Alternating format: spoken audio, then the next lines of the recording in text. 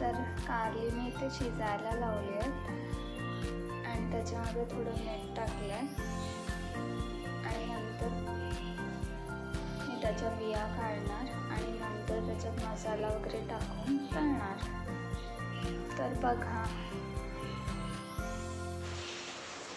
हे बघा कारली शिजली आहेत आणि मी ती त्याच्यातले जे बिया असतात कारलीमधल्या त्या काढून घेतल्यात आणि अशी कट केली आहे मधून.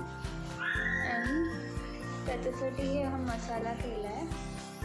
हा मिरची पावडर आहे, हा घरचा मसाला आहे, हा गरम मसाला आहे, ही हळद पावडर आहे आणि हे मीठ आहे. हे सगळं मिक्स करायचं आणि मग या कारल्यांना लावायचं. आणि ह्या मिरच्या मी काल रेसिपी टाकलेली ह्या मिरच्यांची, तुम्ही माझ्या यूट्यूब चॅनलवर बघा. ह्या मिरच्यांची काल सर्वांना ह्या मिरच्या खूप आवडल्या, ह्यावाल्या फ्राय केलेल्या. तर आज रिटर्न केल्या. तर आता आपण हे मिक्स करूयात आणि यांना लावूयात आणि मग फ्राय करूयात.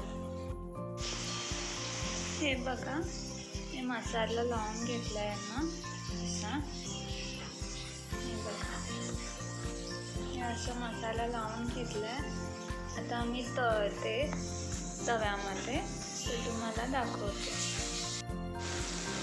हे बघा, असे फ्राय करायचे तव्यामध्ये, मच्छीसारखे फ्राय करायचे.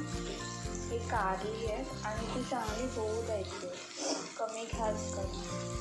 आणि मी इथे मिरच्या तळल्यात कालचा, तो व्हिडिओ तुम्ही बघा माझ्या चॅनलवर. आणि आता ही कारली होती तळून, तेव्हा मी तुम्हाला दाखवते कशी झाली आहे. कुरकुरीत होतात, छान कुरकुरीत छान तळायची. ती आता मी तेलामध्ये ठेवली, नंतर परत करते खालून मीठ झाले तर.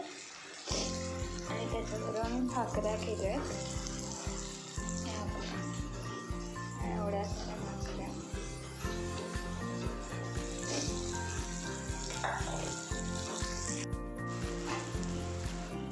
बघा, आता आपण पलटूयात कारली.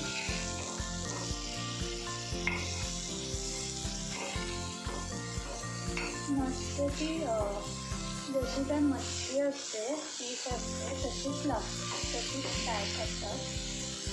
छान होते. एकदा तुम्ही पण ट्राय करा आणि मला कमेंट्समध्ये सांगा कशासाठी.